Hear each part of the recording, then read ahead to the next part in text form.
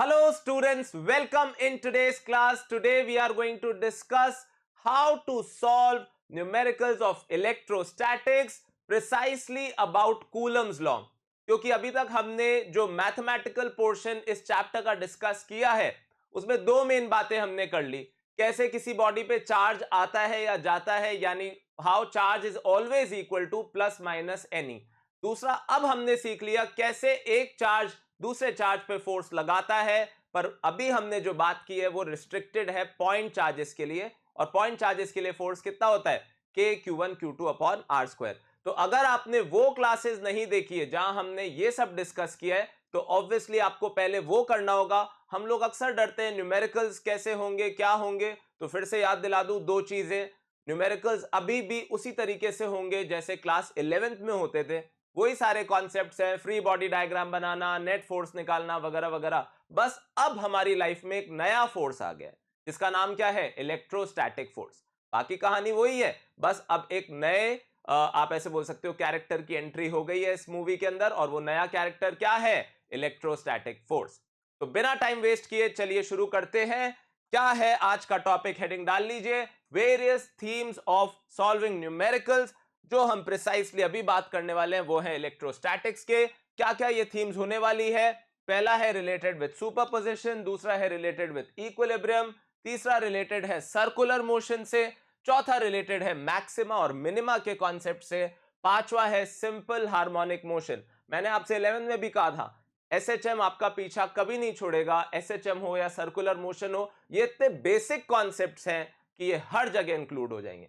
और आखिर में कैसे डील करेंगे ऐसे चार्जेस का फोर्स जब वो पॉइंट साइज नहीं माने जा सकते, यानी वो एक्सटेंडेड चार्जेस होंगे, तो ये भी हम आज की क्लास में जानने की कोशिश करेंगे। ठीक है, तो हेडिंग डाल लीजिए, फिर क्लास शुरू करते हैं। ऑल राइट, तो जो पहली बात हम करेंगे वो है ऑफ कोर्स सुपरपोजिशन। सुपरपोजिशन आप समझते ही हो, जब किसी भी चीज पे मल्टीपल चीजों का इन्फ्लुएंस होता है। कैसे? जैसे आप मान सकते हो अर्थ पे जो पानी है, तो आपको पता है उस पे अर्थ तो फोर्स लगा ही रही है जो ओशन में वाटर है। उसके अलावा क्या बोलेंगे, मून भी उस पे फोर्स लगा रहा है, मे बी सन का भी फोर्स है। तो हम क्या बोलेंगे, जो वाटर है ओशन का उस पे सुपरपोजिशन हो रहा है तीनों फोर्सेस का, और उससे नेट फोर्स डिसाइड होगा। तो यहां भी ये होगा ना, अभी तक तो हम दो चार्जेस की ही बात कर रहे थे, पर अब हो सकता है तीन चार्ज हो, चार हो, या मल्टीपल और भी ज्यादा हो। तो किसी भी एक चार्ज पे जो नेट फोर्स निकलेगा वो सारे फोर्सेस के वेक्टर एडिशन से निकलेगा, ये तो हम जानते ही हैं। तो when a charge is placed near multiple charges, then the net force experienced by it will be vector addition of forces due to individual charges। ये बात बहुत सिंपल है, आप समझ सकते हैं, और ऐसा हमने पहले भी किया है। चलिए समझते हैं बात को एक क्वेश्चन के थ्रू। Two equally charge identical metal spheres A and B repel each other with a force of 2 into 10⁻⁻5 newton. चलिए सिचुएशन को अपन पहले बनाते हैं। दो चार्जेस हैं ए और बी, ठीक है, कितने हैं, इक्वली चार्ज है ना। तो ये Q है, तो ये भी लेट्स से Q है, दोनों के बीच का डिस्टेंस A है, और ये एक दूसरे पे कितना फोर्स लगा रहे हैं, मान लेते हैं F, और उस F की वैल्यू कितनी दे रखी है, 2 into 10⁻⁻5 न्यूटन। अब क्या करते हैं, अनदर आइडेंटिकल अनचार्ज स्फीयर, कैसा चार्ज लेके आए, अनचार्ज sphere C is touched with B and then placed at the midpoint of A and B। ठीक है, तो अब हो गई ना एंट्री तीसरे चार्ज की। चलो तीसरे चार्ज को अलग कलर से बनाते हैं, थोड़ा सा उसको हाईलाइट करते हैं। तो किसकी एंट्री हो गई, एक तीसरे चार्ज की, जिसका नाम क्या है, लेट्स से C। पर उसको पहले B से टच किया, वो न्यूट्रल था, B से टच किया, तो आपको पता है कंडक्शन से हाफ हाफ चार्ज दोनों में डिवाइड हो जाएगा। तो अगर ऐसा है तो C पे अब कितना चार्ज है, Q/2, और A और B अभी भी कितना चार्ज लेके बैठे हैं, तो आप बोलोगे A पे तो अभी भी Q है, पर B पे अब जो चार्ज होगा वो कितना होगा, Q/2। और क्योंकि ये मिड पॉइंट है तो ये डिस्टेंस कितना होगा, A/2, और ये डिस्टेंस भी कितना होगा, A/2। हो गया सुपरपोजिशन। क्यों, क्योंकि अब हमें बताना है नेट फोर्स ऑन C। तो net force on C, A क्या बोलेगा, रिपेल, और इस फोर्स को हम क्या लिखेंगे, force on C due to A। लिखने का तरीका क्या है, फोर्स FCA, यानी force on C due to A। जबकि force on C due to B किस तरफ होगा, बोलिए, तो ऑब्वियसली लाइक चार्जेस है तो रिपेल करेंगे। तो अब जो नेट फोर्स होगा, ध्यान से सुनना, सी पे, वो क्या होगा? Vector addition of force on C due to A plus force on C due to B. यानी आप समझ रहे हो हम क्या करने जा रहे हैं? हम ऑब्वियसली नेट फोर्स निकालने के लिए जितने भी फोर्सेस लग रहे हैं उनका वेक्टर एडिशन करने वाले हैं।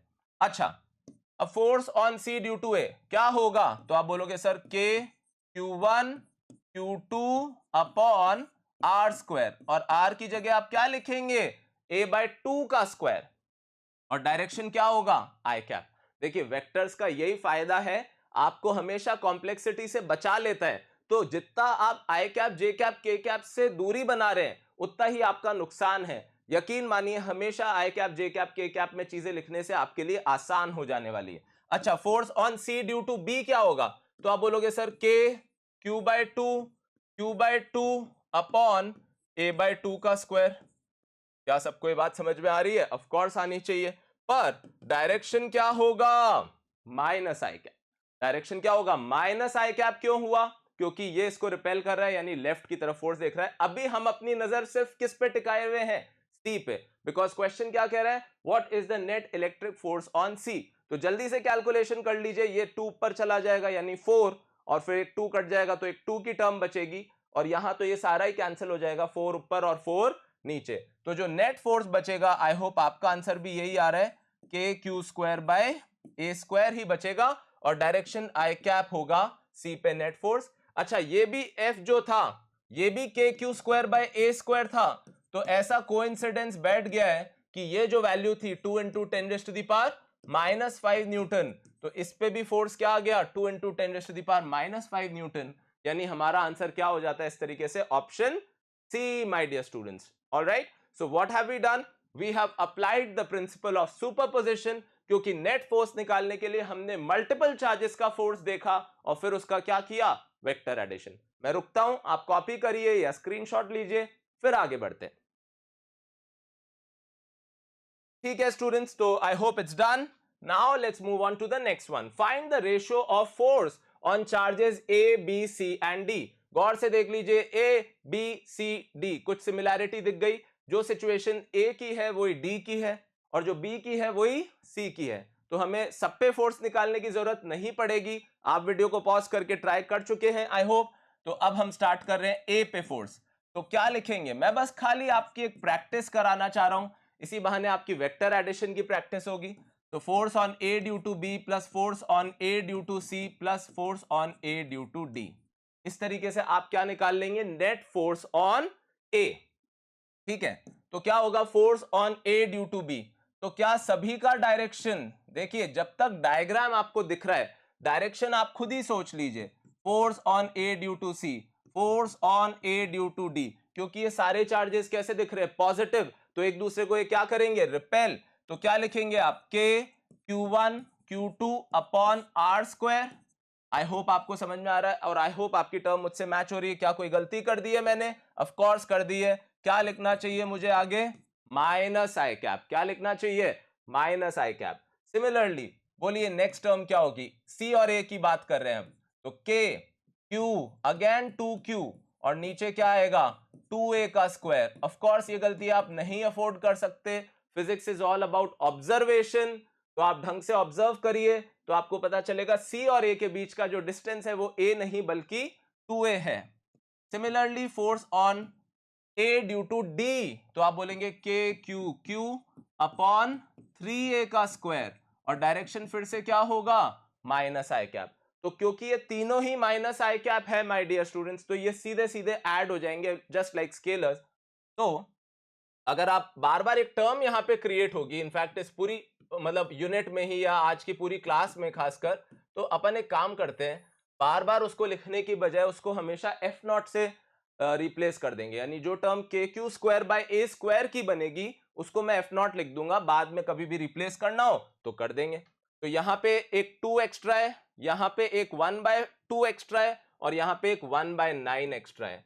तो F0 इंटू 2 आप देख पा रहे हैं, प्लस 1/2।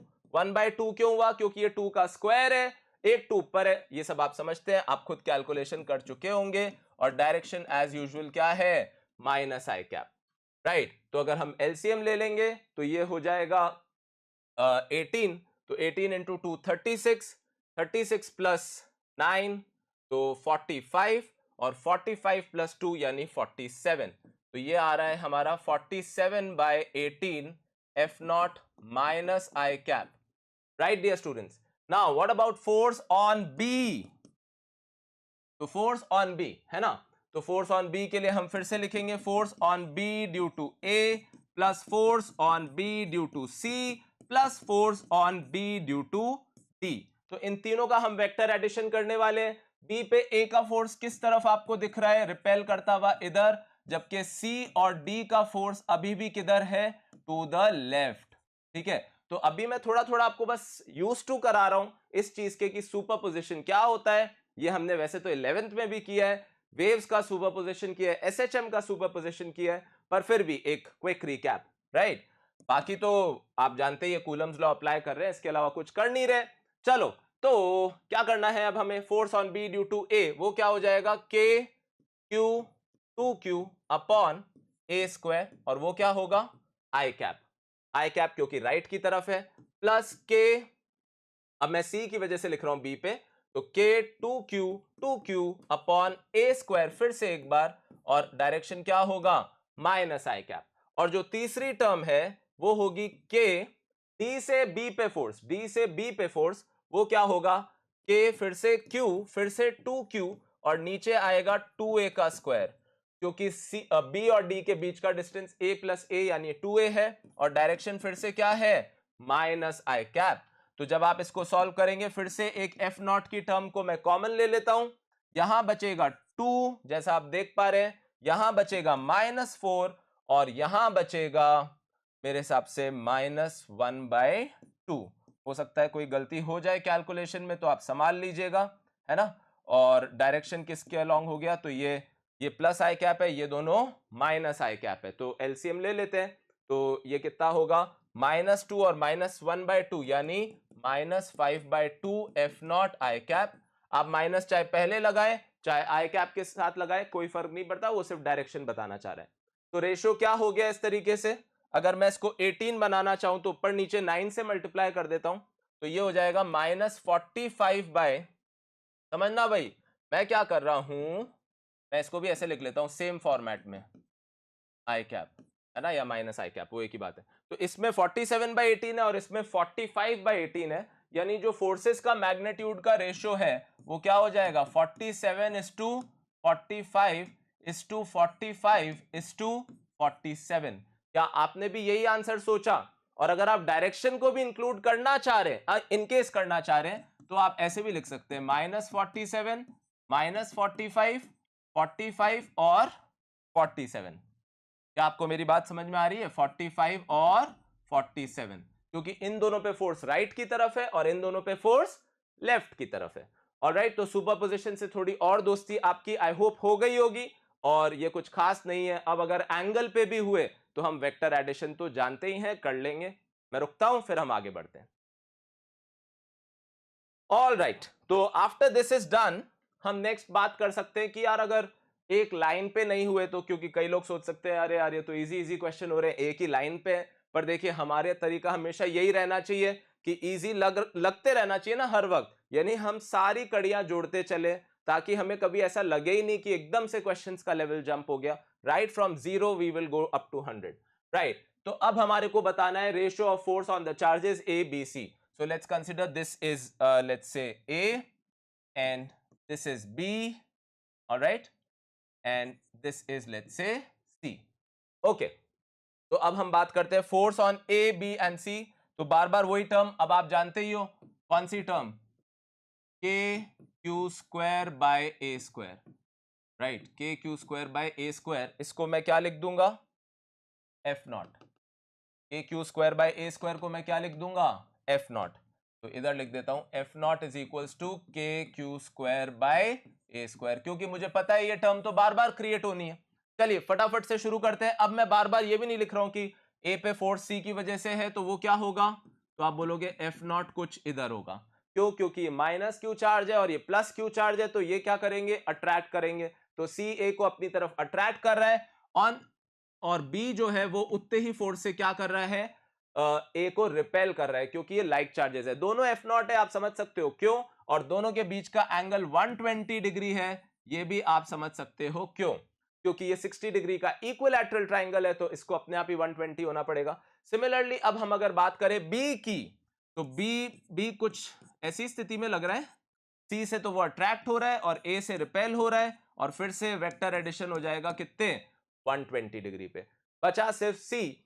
सी एक्चुअली दोनों तरफ से ही अट्रैक्शन महसूस करेगा, तो सी पे वेक्टर एडिशन होगा, पर कितने एंगल पे, 60 डिग्री। तो अगर हमें फोर्सेस का मैग्नीट्यूड का रेशियो बताना है, तो ए और बी की सिचुएशन तो बिल्कुल सेम है, और वो क्या होगा, A square plus B square plus 2ab cos theta, A square plus B square plus 2ab cos theta, ये रिजल्टेंट का फॉर्मूला है। आई होप आप सबको पता है, फिर से एक बार रिवाइज करवा देता हूं। दो वेक्टर्स अगर ए और बी हैं, तो उनका जो रिजल्टेंट इफेक्ट है जब वो थीटा एंगल पे ऐड किए जाएंगे, क्या होगा, A square plus B square plus 2ab cos theta, right. Cos 120 जो बायो स्टूडेंट से जान लीजिए वैल्यू क्या होती है, -1/2। कॉस 60 होता है +1/2, कॉस 120 होता है -1/2। तो ऐसा कोइंसिडेंस बैठ गया फिर से कि ये वैल्यू -1/2 और 2 कैंसिल होके यहां पे क्या बचा, -f0², और नेट वैल्यू कितनी आ गई, f0 ही आ गई। यानी ऐसा कोइंसिडेंस बैठ गया कि इस पे नेट फोर्स f0 है और इस पे भी नेट फोर्स f0 है। जहां तक बात है डायरेक्शन की, तो क्योंकि इक्वल वेक्टर्स है, सब लोग जानते हैं कि नेट फोर्स जो f0 है वो एकदम बाइसेक्टर के अलोंग लगेगा। बचा कौन, सी की स्थिति थोड़ी अलग है, उस पे वेक्टर एडिशन करना है, पर कितने एंगल के हिसाब से, 60 डिग्री। सो f0² plus f0² plus 2f0² cos 60, तो ये वैल्यू कितनी आ जाएगी, √3f0। कितनी आ जाएगी, √3f0, क्योंकि कॉस 60 ऑफ कोर्स हाफ होता है। यानी अगर कोई बोले ए बी और सी पे फोर्सेस का रेशियो क्या था, तो आंसर हमारा आ चुका है 1:1:√3। यानी ए बी सी में से सबसे ज्यादा फोर्स कौन महसूस कर रहा है, answer is C, √3 times as compare to A and B. Right students, I hope आपको अब फील आ चुका है इस चीज का कि क्या होता है सुपरपोजिशन।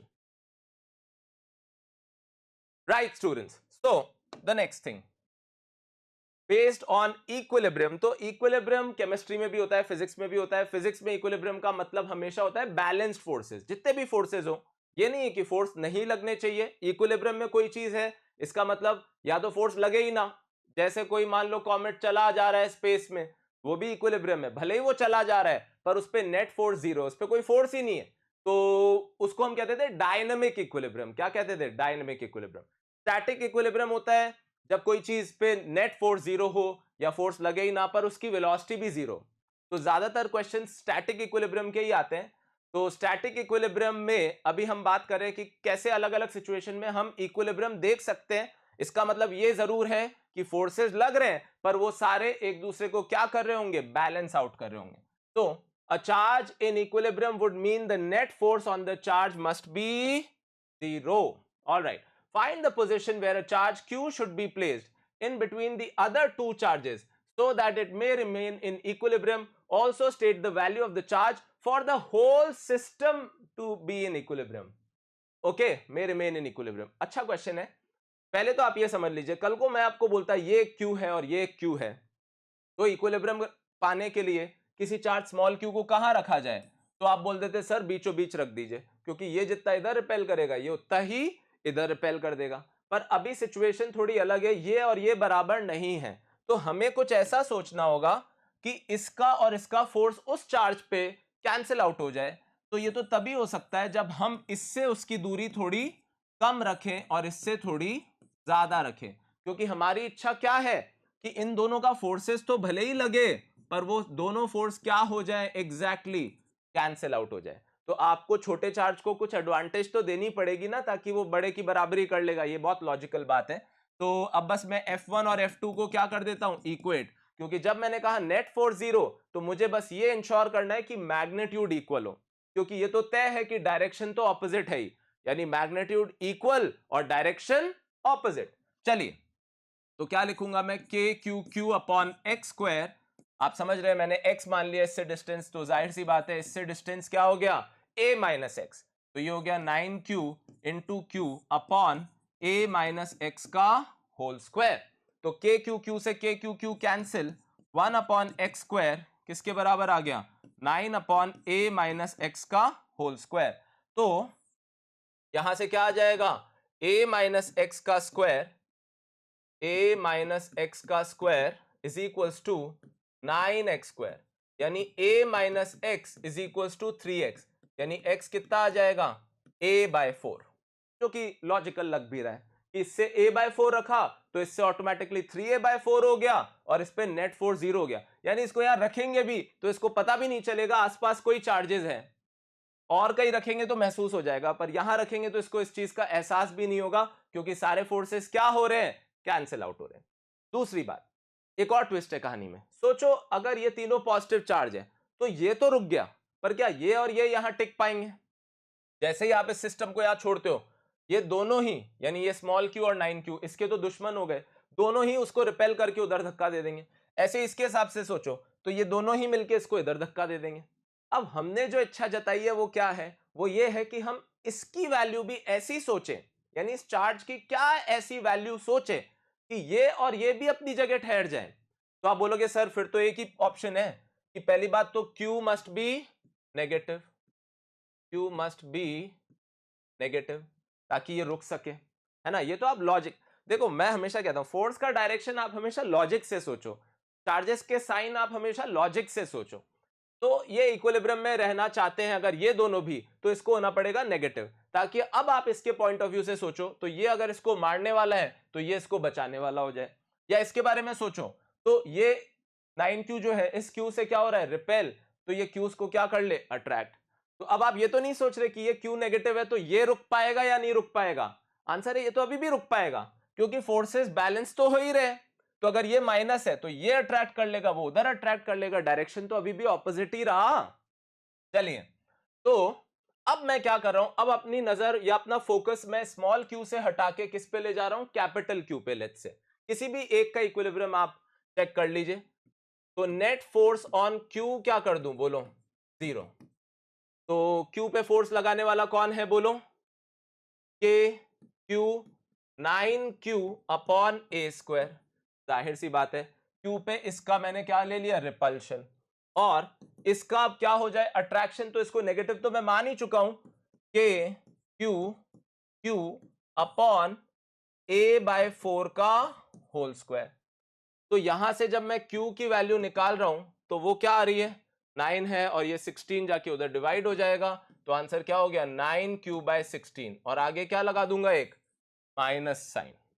तो इससे पता है क्या इंश्योर हो गया, ये इंश्योर हो गया कि ये तो अपनी जगह रुका रहेगा ही, ये लोग भी अपनी जगह रुक जाएंगे। अब आप ये मत सोचना सर इसका तो चेक किया ही नहीं आपने, आप खुद कर लेना, आप खुद कर लेना, 3a/4 डिस्टेंस निकाल के इसका और इसका फोर्स निकालना, दोनों मैच हो जाएंगे, यानी ये पूरा सिस्टम अपने आप में एक सस्टेन्ड सिस्टम है, इसको किसी डिस्टर्बेंस की जरूरत नहीं पड़ेगी, या डिस्टर्ब नहीं होगा, और सारे एक दूसरे के साथ इस पर्टिकुलर पोजीशंस पे टिक पाएंगे। चलिए नाइस, अब आपने ये अच्छा क्वेश्चन सीखा, तो एक आप ऐसा ही घर पे भी ट्राई कर सकते हैं, आप खुद सोच सकते हैं, मैं पूरा नहीं करूंगा इसे। आप बस ये सोचिए क्या होता अगर एक चार्ज पॉजिटिव होता और एक चार्ज नेगेटिव होता, तो आपको इस बार चार्ज फिर से रखना है इक्विलिब्रियम में, तो क्या ये पॉसिबल होगा किसी भी चार्ज क्यू को बीच में रख के इक्विलिब्रियम एक्सपेक्ट करना, चाहे वो कितना ही इसके पास क्यों ना रख दो। वो इसलिए नहीं हो सकता क्योंकि यहां दिख रहा है हमें माइनस ही, तो वो क्या करेगा, इसको अट्रैक्ट, जबकि 4 ही उसको क्या करेगा, रिपेल। तो अगर ये अट्रैक्ट करेगा और ये रिपेल करेगा, तो ऐसा कैसे हो सकता है कि फोर्सेस मैच भी हो जाए, तो इक्विलिब्रियम कभी नहीं आ सकता क्योंकि डायरेक्शन तो दोनों का सेम ही रह गया, इसलिए हमने पॉसिबिलिटी खत्म कर दी।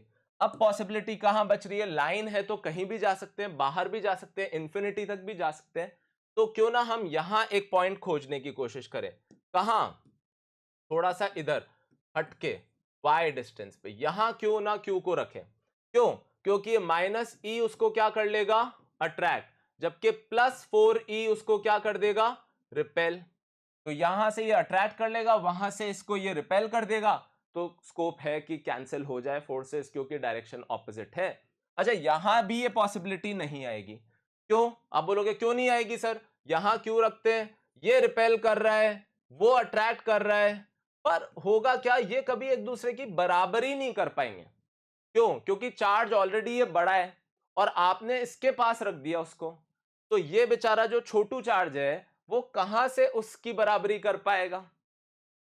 भाई जो ऑलरेडी रेस में धीरे भागता है उसको आपने शुरुआत भी पीछे से करवाई, तो उसका तो हारना तय है। कब दोनों साथ में पहुंच सकते हैं, तेज भागने वाला और धीरे भागने वाला? जब धीरे भागने वाले को आप एडवांटेज दो, थोड़ा आगे से भगा दो, तब वो फेयर तो नहीं हुआ खैर, पर तब वो दोनों साथ पहुंचेंगे ना, तो वैसी वाली बात है। तो चलिए अब क्या करना है, फटाफट से इसको खत्म कर लेते हैं, फोर्सेस को मैच करा देते हैं। K q e upon y square किसके बराबर कर दूं, उसकी वजह से फोर्स, जो कि क्या है, के क्यू 4e अपॉन ए प्लस वाई का स्क्वायर। तो जो कॉमन टर्म्स है उनको आप एज यूजुअल कैंसिल कर देंगे और आ गया a प्लस वाई का square is equals to 4y square, यानी a plus y is equals to 2y, यानी y is equals to a। यानी इससे और कितना दूर, एग्जैक्टली a डिस्टेंस दूर रख दीजिए इसको, तो अपने आप फोर्सेस कैंसिल हो जाएंगे। अब खुद सोच लेना उसकी क्या वैल्यू होनी चाहिए ताकि ये पूरा सिस्टम इक्विलिब्रियम में रह सके, ना सिर्फ ये बल्कि ये दोनों भी। पर ये मैं आपके लिए छोड़ता हूं, पूरा आंसर आपको नहीं बताऊंगा यहां पे, ठीक है। तो आपको फील आ गया इस चीज का कि अगर दोनों अनलाइक चार्जेस है तो न्यूट्रल पॉइंट, कई बार इसको क्या बोलते हैं, नल पॉइंट, न्यूट्रल पॉइंट, जिस पॉइंट पे दो फील्ड्स, दो फोर्सेस होने के बावजूद भी नेट फोर्स नहीं लग रहा, ऐसे पॉइंट को हम लोग क्या कहते हैं, न्यूट्रल पॉइंट। तो इस क्वेश्चन की ऑल्टरनेट लैंग्वेज क्या हो सकती थी कि आइडेंटिफाई अ न्यूट्रल पॉइंट और uh null point on the line. तो भी आपको बस एक क्यू इमेजिन करके फोर्स जीरो करना है कि भैया वहां पे नल पॉइंट है, यानी वहां पे कोई फोर्स नहीं है। ठीक है, तो अब आपने स्क्रीनशॉट ले लिया, तो आगे बढ़ते हैं और ऐसा ही एक क्वेश्चन कर लेते हैं, क्योंकि मैं बस इसीलिए एक छोटा सा क्वेश्चन कराना चाह रहा था कि भाई इक्विलिब्रियम का मतलब खाली यही ना सोचा जाए कि अच्छा एक इलेक्ट्रिक फोर्स दूसरे इलेक्ट्रिक फोर्स को कैंसिल करेगा, ये फोर्सेस का नेचर कुछ और भी हो सकता है। ठीक है, धीरे धीरे हम और मिसलेनियस क्वेश्चंस करेंगे। आज तो हमारा मकसद बस खाली इतना है कि सारे थीम्स से, सारी वेराइटीज से आपकी एक दोस्ती हो जाए हल्की फुल्की, फिर धीरे धीरे है ना दोस्ती को और गहरा करेंगे और पक्का करेंगे। चलिए, तो pith ball A of mass this much carries a charge, what must be the magnitude and sign of another charge on a pith ball be held 2 centimeter directly above A such that pith ball A remains stationary। Okay, तो held directly above, तो इसको अपन कर लेते हैं so that B remains stationary। Okay, तो यहां पे ऐसा कुछ सीन है कि एक ग्राउंड मान लेते हैं पहले, है ना, और क्या क्वेश्चन है ध्यान से समझिएगा कि एक पिथ बॉल है ए और एक पिथ बॉल है बी। चलिए, नहीं ऐसे ही चलने देते हैं इसको, एक बार इमेजिन कर लेते हैं ए कहां है और बी कहां है ना। बी जो है वो ए के ऊपर है, चलिए, तो बी जो है वो ए के ऊपर है और हमारी इच्छा क्या है कि ए जो है वो रुका रह जाए। तो ये तो तभी पॉसिबल है कि ए पे नीचे क्या लग रहा है, mg, जाहिर सी बात है। ये कितना है, 2 सेंटीमीटर दूर है। हमें ये मान लेना है कि बी को हमने किसी मैकेनिज्म से क्या किया हुआ है, फिक्स। अब हम चाहते हैं कि ए अपनी जगह टिका रहे, तो आप बोलोगे सर ए mg से नीचे जाएगा। तो अगर आप चाहते हो कि ए अपनी जगह टिका रहे तो बी उसको अपना इलेक्ट्रिक फोर्स लगा के क्या कर लेना चाहिए, अट्रैक्ट। तो पहले तो एक बात समझ में आ जाती है कि अगर ए का चार्ज 5 मिलीकूलम है, ए का चार्ज कितना है 5 मिलीकूलम, तो बी का चार्ज पहली बात तो नेगेटिव होना चाहिए ताकि वो उसको क्या कर सके, अट्रैक्ट, क्या कर सके, अट्रैक्ट। तो हमें यहाँ पे बताना है क्या, मैग्नेट्यूड और साइन, तो इसीलिए ऑप्शंस में आप सिर्फ मैग्नेट्यूड देख रहे हो। तो साइन क्या बोलोगे आप, पहली बात तो कि बी का चार्ज कैसा होना चाहिए सर, माइनस होना चाहिए, ताकि वो प्लस वाले को अपनी तरफ क्या कर ले, अट्रैक्ट। अट्रैक्ट कर लेगा तो mg की बराबरी कर लेगा। तो क्या ए का इक्विलिब्रियम है, हाँ है, पर कौन से फोर्सेस हैं जो कैंसिल हो रहे हैं, नीचे तो mg यानी वेट और ऊपर इलेक्ट्रिक फोर्स। तो जरूरी नहीं है कि नेट फोर्स जीरो का मतलब ऐसे ही फोर्सेस हो जो कैंसिल हो जो एक ही नेचर के हो, ऑब्वियसली ऐसा कोई जरूरी नहीं है। फोर्सेस अलग अलग तरीके के हो सकते हैं, हो सकता है कोई कॉन्टैक्ट फोर्स हो, कोई नॉन कॉन्टैक्ट फोर्स हो, समझते हैं ना कॉन्टैक्ट और नॉन कॉन्टैक्ट। चलिए नाम से ही पता चल रहा है। चलिए तो बस अब आपको कुछ नहीं करना, के Q1 Q2 upon are square को किसकी बराबरी करवा देनी है, mg की। के कितना है कुछ नहीं लिखा, तो मीडियम हमेशा वैक्यूम मानते हुए वैल्यू लेनी है 9 इंटू 10 की पावर 9। Q1 कितना लेना है 5 इंटू 10 की पावर -3। Q2 का मैग्नीट्यूड की को आपको पता करना है, और R का स्क्वायर जो कि है कितना 2 सेंटीमीटर, तो उसका स्क्वायर हो जाएगा 4 इंटू 10⁻⁻⁴। ये सब कैलकुलेशन कर लीजिए ध्यान से, और mg की जगह क्या लिख देंगे 9 इंटू 10⁻⁻5, और g को हम अप्रोक्सीमेटली क्या ले लेते हैं 10।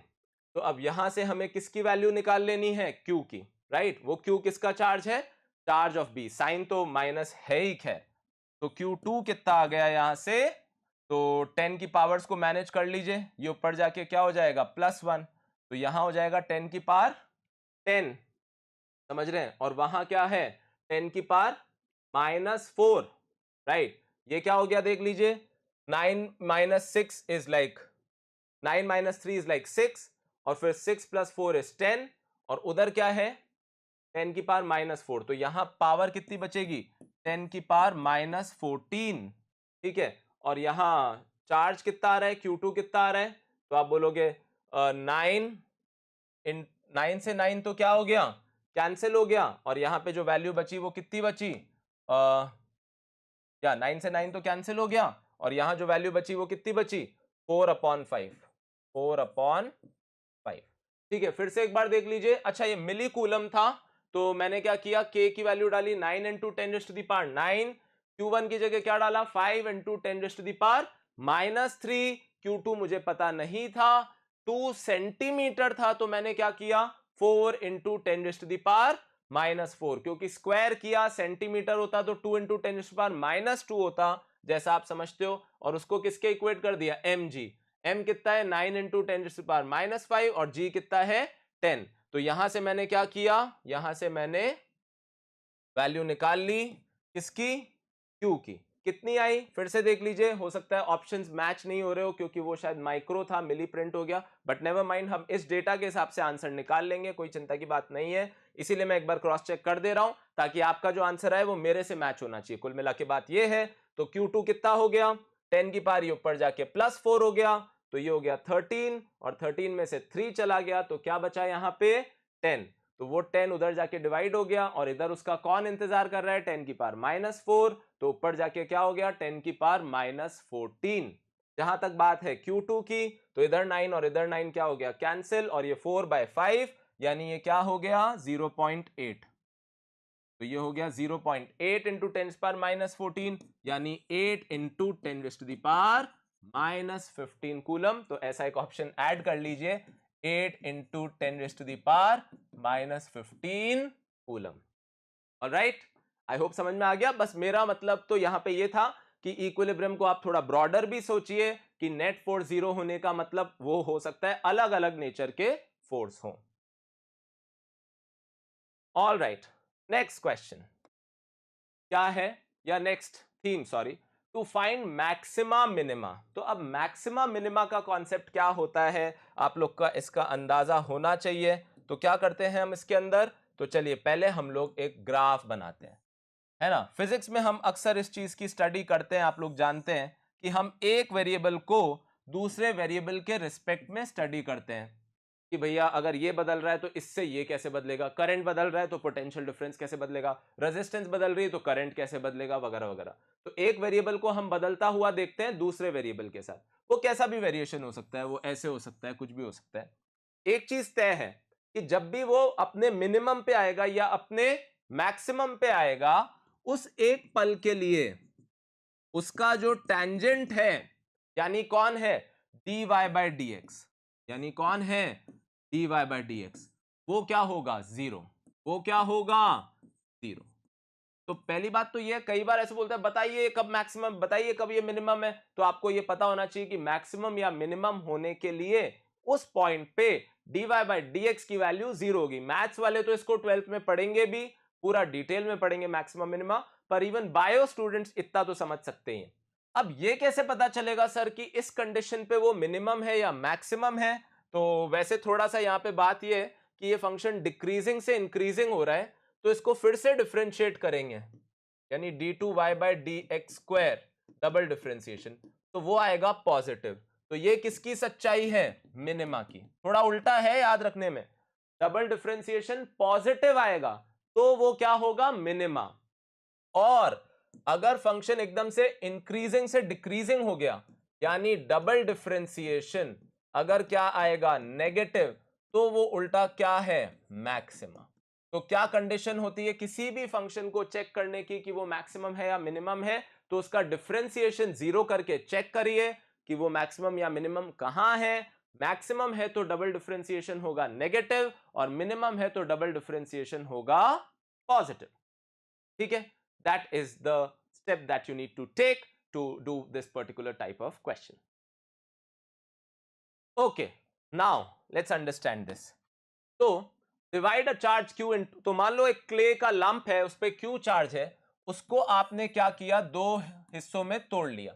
तो लेट्स से एक टुकड़ा है q और दूसरा टुकड़ा हो जाता है इस तरीके से q माइनस q। आपने पॉज कर लेना है आप चाहे तो, और फिर उनको कुछ डिस्टेंस पे रख देना है, और फिर पूछना है कि कैसे ये टुकड़े किए जाएं कि ये फोर्स एक दूसरे पे मैक्सिमम लगा पाए। तो आप पहले ये आइडेंटिफाई करिए कि आपको मैक्सिमाइज किसको करना है? फोर्स को। और आप बदल क्या सकते हो? इसका प्रोपोर्शन, यानी ये स्मॉल क्यू क्या लोगे, ये आप बदल सकते हो। तो आप बोलोगे सर ठीक है, फोर्स लिख लेते हैं k Q Q by A square.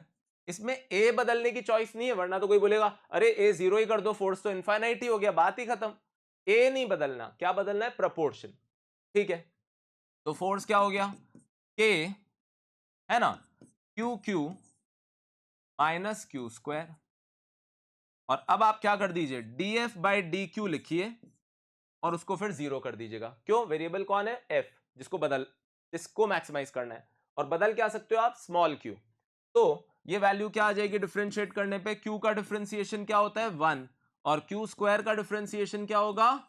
Minus like 2q होगा, तो माइनस है तो minus 2q upon A square, और इसको क्या कर दीजिए? जीरो। तो यहां से क्या पता चला आपको कि q की वैल्यू क्या लेनी होगी आपको? q/2। इसका मतलब क्या हुआ सर? कि फोर्स मैक्सिमम होगा जब आधे आधे में इसको डिवाइड करेंगे। यस। क्या होगा बोलो? फोर्स जो मैक्सिमम, क्योंकि अभी तो कंडीशन आई है, अभी तो क्या आई है? कंडीशन, कि इस कंडीशन पे फोर्स मैक्सिमम होगा, पर वो मैक्सिमम फोर्स होगा कितना? तो आंसर क्या है?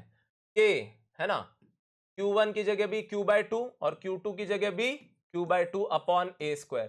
तो ये क्या आ गया? के Q square bye 4a square. अब दो बातें उठ सकती हैं, सर आप कैसे कह सकते हो कि ये मैक्सिमम है? भाई मिनिमम तो फिर जीरो ही ले लेता ना मैं, एक को तो फोर्स जीरो ही हो जाता। ये मैक्सिमम है, आपको मेरा भरोसा नहीं है तो अभी मैंने आपको कंडीशन बताई थी, चलो उससे भरोसा दिला देता हूं। क्या करो आप? डबल डिफरेंशिएट कर दो। क्या कर दो? डबल डिफरेंशिएट, और इसको जीरो कर दो। तो डबल डिफरेंशिएट करने पे इसको फिर डिफरेंशिएट करोगे तो ये तो कांस्टेंट है कैपिटल क्यू, तो जीरो हो गया, और इसका 1 होता है, तो क्या बचा यहाँ पे बोलो? सॉरी, डबल डिफरेंशिएशन को जीरो नहीं करना, डबल डिफरेंशिएशन पता करना है। ठीक है, तो डबल डिफरेंशिएशन क्या आ रहा है बोलिए? -2k, है ना, इसका जीरो हो गया, इसका -2k अपॉन ए स्क्वायर। तो ये कैसा आ गया? नेगेटिव। नेगेटिव आ गया मतलब क्या है? मैक्सिमा या मिनिमा? नेगेटिव आ गया मतलब क्या है? मैक्सिमा। ठीक है, चलो फिर भी विश्वास नहीं हुआ तो कुछ और एग्जाम्पल लेके देख लो भाई। मान लो एक q/3 है, दूसरा 2q/3 है, टुकड़े सोचने हैं ना, सोच लो कि एक क्या है? q/3 और एक क्या है? 2q/3। अच्छा, इस केस में फोर्स क्या आ रहा है चेक करें, तो आप बोलोगे sir k q/3 2q/3 upon A square. तो ये आ रहा है 2k क्यू स्क्वायर, समझिएगा, अपॉन 9a स्क्वायर। अब आप सोचो ये ज्यादा है कि ये ज्यादा है? चलो आपके लिए सिंपल बना देता हूं। इसको अगर आप 2/8 लिख दो तो कोई बुराई है क्या? लिख सकते हो ना, 2/8 लिख दो, तो 2/8 होगा ये, और ये 2/9 होगा, तो 2/8 बड़ा होगा या 2/9? Of course 2/8। तो साबित कर दिया मैंने, ये इससे बड़ा है, यानी ये तो मैक्सिमा ही हो गया ना, फिर या तो मैक्सिमा होता है या मिनिमा, पर ये एक भी वैल्यू से बड़ा है तो ये मैक्सिमा ही। और ले लो, मान लो q/4 और 3q/4, अरे q/4 और 3q/4, तो फिर फोर्स क्या हो जाता बोलो? k q/4 3q/4 ओवर ए स्क्वायर।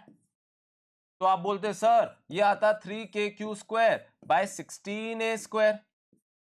अच्छा, अब आप फिर से कंपेयर कर लो इसको ऊपर नीचे 4 से मल्टीप्लाई करके, तो ये हो गया 4/16, ये हो गया 3/16, तो यही बड़ा हुआ ना। तो कैसे भी आप सोच सकते हो, पर हर केस में आप ये साबित कर लोगे कि फोर्स मैक्सिमम कब है, जब आप इक्वली डिवाइड करो, राइट। चलिए, अब आपने कॉपी कर लिया तो आगे बढ़ते हैं और एक और क्वेश्चन ले लेते हैं जिसमें हम मैक्सिमा मिनिमा की बात कर रहे हैं। तो मैक्सिमा मिनिमा क्या है यहाँ पे, find the location on the Y axis where the alpha particle will experience maximum force. कहां पे रखे अल्फा पार्टिकल, पहचान तो पा रहे हो ना, ये अल्फा है। आप बोलोगे सर यहां मैक्सिमम फोर्स की बात कैसे आ रही है, क्यों आ रही है, आओ थोड़ा समझने की कोशिश करते हैं। मान लो मैं अल्फा पार्टिकल को दोनों प्रोटॉन्स के बीचों बीच रख दूं, तो आप बोलोगे सर नेट फोर्स क्या है, नेट फोर्स क्या है, बोलो। तो आप बोलोगे नेट फोर्स होगा सर 0, क्योंकि इसका धक्का और इसका धक्का क्या हो जाएगा, 0। अच्छा, अब आपके पास चॉइस है ना पूरे वाई एक्सिस की, तो क्वेश्चन क्या है भाई, वाई एक्सिस पे कहां पे इस अल्फा पार्टिकल पे मैक्सिमम फोर्स आएगा। तो मैं कहता हूं इंफिनिटी पे ले जाओ, ऑस्ट्रेलिया में ले जाओ, एकदम नीचे ले जाओ, तो भी फोर्स क्या हो जाएगा, लगभग 0। यानी यहां पे भी फोर्स 0 है और यहां पे पहुंचते तो भी फोर्स 0 है। यानी वेरिएशन कुछ ऐसा आया होगा क्या कि भाई फोर्स शुरू हुआ होगा फिर वापस ऐसे हुआ होगा, कोई चीज 0 से वापस 0 हो गई। सोचो क्या, कोई एग्जांपल ले लो, जैसे मान लो बैंक बैलेंस आपका, अरे बोलो क्या होएगा, लेट्स से 31st को 0 है, फिर बीच में कभी सैलरी क्रेडिट हुई, तो आप बोलोगे बैंक बैलेंस एकदम से बढ़ गया, मैक्सिमम पे आ गया, फिर धीरे धीरे धीरे आप वापस खर्चा करते गए, फिर वापस 0 हो गया। ज्यादातर चीजें ऐसी होती है लाइफ में, बोलो एक बार अपना पीक पकड़ती है फिर वापस से ढलान पे आ जाती है। तो यहां भी ऐसा ही हो रहा है, फोर्स यहां 0 है और जैसे जैसे आगे गए वापस एक पॉइंट पे 0 हो गया, यानी कहीं तो मैक्सिमा आया होगा। कहां आया है पता करते हैं। तो मान लेते आया है किसी डिस्टेंस y पे। चलिए, तो नेट फोर्स की बात हो रही है, इसका फोर्स F है तो इसका फोर्स भी F है। मान लेता हूं ये एंगल थीटा है तो ये एंगल भी थीटा है, तो ये एंगल थीटा है तो ये एंगल भी थीटा है। पहली बात तो F क्या होगा, तो समझिएगा बात को, ये A है, डायग्राम समझ में आ रहा है आपको, और ये Y है, तो ये हाइपोटेन्यूस हो गया। इतनी मैथ्स आप लगा सकते हैं, तो ये क्या होगा A² प्लस Y²। तो नेट फोर्स क्या हो जाएगा बोलिए, तो आप बोलोगे सर नेट फोर्स हो जाएगा 2F cos थीटा। समझदार बच्चे मेरी बात समझ गए होंगे खट से, और जो नहीं समझे वो धीरे धीरे समझ जाएंगे, ठीक है, मिलके समझ लेंगे। कैसे हुआ ये, हमने फोर्स को किया रिजॉल्व, तो F का ये वाला कंपोनेंट क्या हुआ, F cos थीटा, और इस F का भी ये वाला कंपोनेंट क्या हुआ, क्योंकि जिसके साथ थीटा बनता है वो वाला कंपोनेंट हो जाता है cos, तो दूसरा वाला कंपोनेंट क्या हो गया उस हिसाब से, साइन। तो ये हो गया F साइन थीटा और ये भी हो गया F साइन थीटा। तो F साइन थीटा को कर देगा कैंसिल, और नेट फोर्स जो अल्फा पार्टिकल पे लगेगा वो लगेगा नीचे की तरफ, क्योंकि ये दुश्मन है ना, ये भी प्रोटॉन है ये भी अल्फा है, तो रिपेल करेंगे, तो नेट फोर्स इसको नीचे धक्का देंगे। कितना होगा वो नेट फोर्स, तो आप बोलोगे सर होगा 2F cos थीटा। ठीक है भाई, अब थीटा क्या है या F क्या है, तो यहां पे क्या बदल सकते हो आप, y, और y के हिसाब से थीटा भी क्या होगा, चेंज, पर क्या नहीं बदल रहा वो है a। तो फटाफट से एक काम करते हैं, इसको मैं एक बार के लिए r बोल देता हूं, ठीक है, ये सिर्फ मैथ्स है, इसमें फिजिक्स कुछ नहीं है। तो बोलो क्या लिखोगे आप, k q1 q2 upon r², ये वैल्यू मैंने लिख दी f की जगह, और आगे क्या लिख दूं, cos थीटा, आगे क्या लिख दूं, cos थीटा। अब मैं है ना जब ये पता करना चाह रहा हूं कि मैक्सिमम या मिनिमम कब है, तो आप बोलोगे सर डिफरेंशिएट करके 0 करो, ये आपने हमें सिखाया, पर यहां r भी एक वेरिएबल है और थीटा एक दूसरा वेरिएबल है, तो हमारी ड्यूटी क्या है कि हम दोनों को किसी एक वेरिएबल के टर्म्स में लिख लें, दोनों को किसी एक वेरिएबल। तो मैं क्या करता हूं, यहां r को a के टर्म्स में लिख लेता हूं, कैसे, ये है परपेंडिकुलर, ये है हाइपोटेन्यूस, तो a बाय r, जैसे आप देख पा रहे हैं a बाय r क्या होगा आपका, साइन थीटा। तो आप r को क्या लिख सकते हैं बोलिए, a बाय साइन थीटा। तो मैं क्या करने वाला हूं यहां पे, मैं r को यहां लिख देता हूं a बाय साइन थीटा, तो ये हो गया a² और साइन² थीटा उछल के ऊपर चला गया। अब मुझे अच्छा लग रहा है क्योंकि मैंने नेट फोर्स जिसको मुझे मैक्सिमाइज करना था मैंने उसको लिख दिया थीटा के टर्म्स में। अब मुझे क्या करना है, मेरा नेक्स्ट स्टेप क्या है, तो मैं df बाई डी थीटा को 0 कर देता हूं। तो इसका डिफरेंशिएशन क्या होगा, प्रोडक्ट रूल लगेगा। अरे क्या अप्लाई होगा, प्रोडक्ट रूल। याद है दो फंक्शंस हैं, ये है u ये है v। प्रोडक्ट रूल कहता था पहले को कांस्टेंट मानो दूसरे को डिफरेंशिएट करो, प्लस दूसरे को कांस्टेंट मानो पहले को डिफरेंशिएट करो। तो चलो क्या करूं, पहले को कांस्टेंट मानता हूं यानी साइन स्क्वायर थीटा को कांस्टेंट मानता हूं, दूसरे को डिफरेंशिएट करता हूं। क्या होता है कॉस थीटा का डिफरेंशिएशन, माइनस साइन थीटा। क्या होता है कॉस थीटा का डिफरेंशिएशन, माइनस साइन थीटा। क्या सबको समझ में आ रहा है, ये a था है ना, ये r था, तो साइन थीटा किसके बराबर था, a बाय r, और नेट फोर्स किसके बराबर था, 2f cos थीटा। ठीक है, अच्छा अब ऐसे ही बोलिए यहां क्या होगा। अब क्या करूं मैंने पहले किसको डिफरेंशिएट किया, पहले मैंने u को एज इट इज रखा और v को डिफरेंशिएट किया, और क्या आएगा, ये आ गया। अब मैं क्या करने वाला हूं, उल्टा करने वाला हूं। पहले अब मैं cos थीटा को एज इट इज लिखने वाला हूं और डिफरेंशिएट करूंगा sin थीटा को, तो वो आएगा sin स्क्वायर थीटा को, तो वो आएगा 2 sin थीटा cos थीटा। अरे क्या आएगा, 2 sin थीटा cos थीटा। तो ठीक है, थोड़ी मैथ्स हो गई पर चलता है, इतना तो हम हैंडल कर ही सकते हैं। अब 12th क्लास में तो इतना पढ़ना ही पड़ेगा, 11th में जरूर हम घबरा जाते थे। ये मैंने यहां पे लगा दिया चेन रूल। तो साइन स्क्वायर थीटा का डिफरेंशिएशन होता है 2 sin थीटा, और फिर साइन थीटा का खुद का होता है cos थीटा। इसके लिए हम अलग से क्लासेस बना रहे हैं जिसमें आप इनको फिर से रिवाइज कर सकते हो, एक क्विक रिकैप कर सकते हो। तो इसको जीरो जब आप करोगे, आप गौर से देखिएगा, एक साइन थीटा से एक साइन थीटा हो जाएगा कैंसिल, और साइन स्क्वायर थीटा किसके बराबर आ जाएगा, 2 cos स्क्वायर थीटा, यानी tan स्क्वायर थीटा किसके बराबर आ जाएगा, 2, यानी tan थीटा क्या आ जाएगा, √2/1, है ना। तो साइन थीटा क्या आ जाएगा, ये हो गया परपेंडिकुलर, ये हो गया बेस, तो साइन थीटा आ जाएगा √2/√3, और cos थीटा क्या आ जाएगा, बेस अपॉन हाइपोटेन्यूस यानी 1/√3। सारी वैल्यूज आ गई। इन वैल्यूज के लिए मेरे को अब ये पता है कि फोर्स मैक्सिमम होगा, मैं कभी भी उसके अंदर पुट कर सकता हूं और मैक्सिमम फोर्स निकाल सकता हूं। पर मुझे क्या पूछा गया है, location on the Y axis. सवाल अभी खत्म नहीं हुआ है, मुझे क्या पूछा गया है, किस लोकेशन पे।